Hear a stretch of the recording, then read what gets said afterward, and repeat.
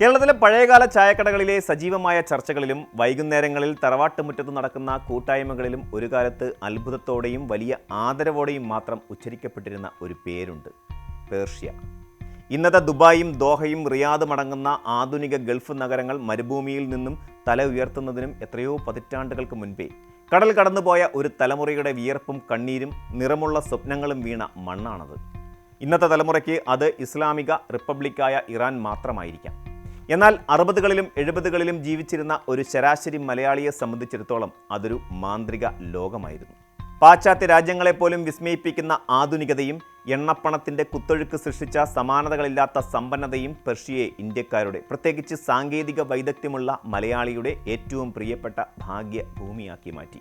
19ാം നൂറ്റാണ്ടിനും മുൻപ് മുതൽ തന്നെ ഇന്ത്യക്കാർ വ്യാപാര ആവശ്യങ്ങൾക്കായി പേർഷ്യൻ തീരങ്ങളിലേക്ക് യാത്ര ചെയ്തിരുന്നുവെങ്കിലും 19ാം നൂറ്റാണ്ടിൻ്റെ പകുതിയോടെയാണ് അതിനൊരു വലിയ മാറ്റം വരുന്നത്.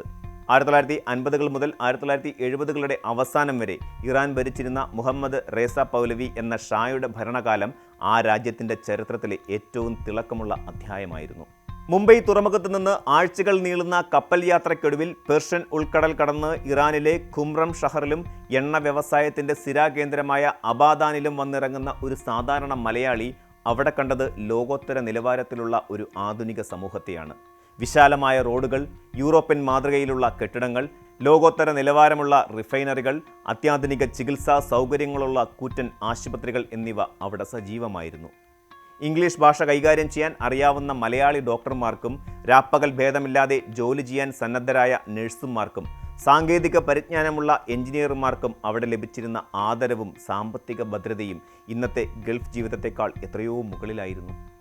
പശ്ചിമേഷ്യയിലെ പാരീസ് എന്ന് അക്കാലത്ത് ടെഹ്റാൻ നഗരം അറിയപ്പെട്ടത് വെറുതെയല്ല.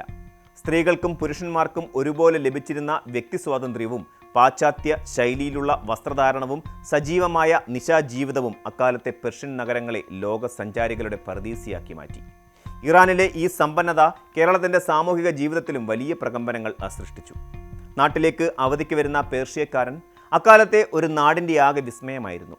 വിദേശത്തു നിന്നും അവൻ കൊണ്ടുവരുന്ന സെയ്ക്കോ വാച്ചുകളും ജാപ്പനീസ് ട്രാൻസിസ്റ്റർ റേഡിയോകളും വീടിൻ്റെ കോണുകളിൽ സുഗന്ധം പരത്തുന്ന വില കൂടിയ പെർഫ്യൂമുകളും നൈലോൺ വസ്ത്രങ്ങളുമെല്ലാം ഒരു നാടിൻ്റെ തന്നെ കണ്ണഞ്ചിപ്പിക്കുന്നതായിരുന്നു.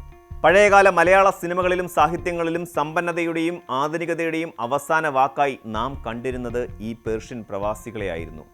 ഗ്രാമങ്ങളിലെ പട്ടിണിയും പരിവട്ടവും മാറ്റി പല കുടുംബങ്ങളെയും സാമ്പത്തികമായി കൈപിടിച്ചുയർത്തിയത് അബാദാനിലെയും ടെഹ്റാനിലെയും ചൂടിൽ ഈ പ്രവാസികളൊഴുക്കിയ വിയർപ്പായിരുന്നു. ഒരു വിദേശ രാജ്യം എങ്ങനെയാണ് ഒരു നാടിൻ്റെ സാമ്പത്തിക ഭദ്രതയെ അടിസ്ഥാനപരമായി മാറ്റിമറിക്കുന്നത് എന്നതിൻ്റെ ആദ്യത്തെ ഉദാഹരണമായിരുന്നു കേരളവും പെർഷ്യയും തമ്മിലുള്ള ഈ ബന്ധം. എന്നാൽ ചരിത്രത്തിൻ്റെ താളുകളിൽ ആ സുവർണകാലത്തിന് അപ്രതീക്ഷിതവും ദാരുണവുമായ ഒരു അന്ത്യമുണ്ടായി.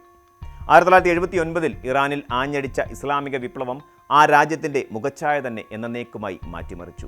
അയത്തുള്ള ഖൊമേനിയുടെ നേതൃത്വത്തിൽ നടന്ന ആ വിപ്ലവം രാജഭരണത്തെ താഴെയിറക്കുകയും രാജ്യത്തെ കർക്കശമായ മതനിയമങ്ങളിലേക്ക് വഴിതിരിച്ചു വിടുകയും ചെയ്തു. അതുവരെ തെരുവുകളിൽ പാറിപ്പറന്നിരുന്ന സ്ത്രീകളുടെ മുടിയിഴകൾ നിർബന്ധിത ഹിജാബുകൾക്കുള്ളിൽ തളയ്ക്കപ്പെട്ടു. സംഗീതവും സിനിമയും കലകളും അടിച്ചമർത്തപ്പെട്ടു. വിദേശികൾക്ക്, പ്രത്യേകിച്ച് ആധുനികവും സ്വതന്ത്രവുമായ അന്തരീക്ഷത്തിൽ ജീവിച്ച് ശീലിച്ച ഇന്ത്യക്കാർക്ക് അതൊരു വലിയ മാനസിക ആഘാതമായിരുന്നു.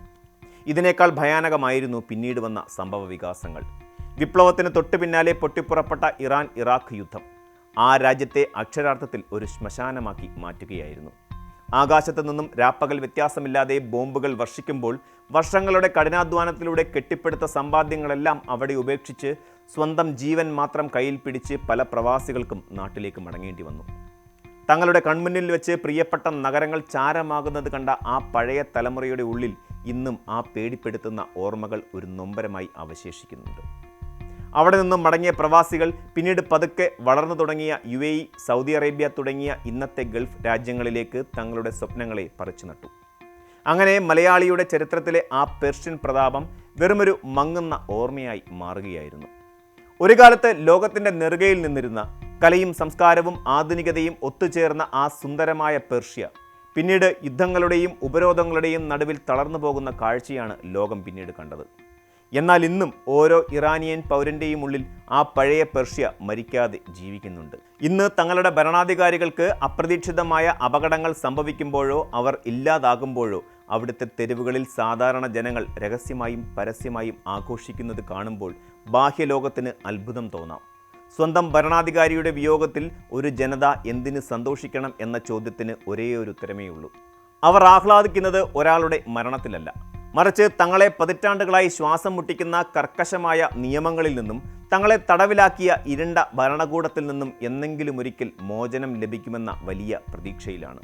തങ്ങളുടെ പെൺമക്കൾക്ക് തെരുവുകളിലൂടെ സ്വാതന്ത്ര്യത്തോടെ നടക്കാൻ കഴിയുന്ന, കാറ്റിൽ മുടിയിഴകൾ പറത്താൻ കഴിയുന്ന, സംഗീതവും കലയും ആവോളം ആസ്വദിക്കാവുന്ന ആ പഴയ പെർഷ്യൻ വസന്തം അത് തിരികെ വരുമെന്ന് അവർ ഓരോ രാത്രിയിലും സ്വപ്നം കാണുന്നു. കേവലം സാങ്കേതിക വിദ്യയിലല്ല, മറിച്ച് മനുഷ്യൻ്റെ സ്വാതന്ത്ര്യത്തിലും കലയിലുമാണ് യഥാർത്ഥ സംസ്കാരം കുടികൊള്ളുന്നത് എന്ന് വിശ്വസിച്ചിരിക്കുന്ന ആ പൈതൃകം അവർക്കുണ്ട്. പഴയ പെർഷ്യക്കാരൻ എന്ന ഗാംഭീര്യം മലയാളിയുടെ മനസ്സിൽ ഇന്നും മായാതെ നിൽക്കുന്നുണ്ടെങ്കിൽ അത് ആ മണ്ണും അവിടുത്തെ മനുഷ്യരും നമുക്ക് നൽകിയ വലിയ സ്നേഹത്തിൻ്റെ അടയാളം കൂടിയാണ്. ഒരു ഫീനിക്സ് പക്ഷിയെപ്പോലെ ആ പഴയ സുവർണകാലം സ്വന്തം ചിതാഭസ്മത്തിൽ നിന്നും ചിറകടിച്ചുയരുമെന്ന പ്രതീക്ഷയിലാണ് ഇന്നും ഓരോ പെർഷ്യൻ ഹൃദയവും മിടിക്കുന്നത്. ചരിത്രം എപ്പോഴും അന്തിമ വിധി എഴുതുന്നത് ജനങ്ങളുടെ ഇച്ഛാശക്തിക്ക് അനുകൂലമായിട്ടായിരിക്കും എന്ന് നമുക്ക് പ്രത്യാശിക്കാം. കൂടുതൽ വാർത്തകൾക്ക് news 18 Keralam YouTube channel subscribe ചെയ്യുക.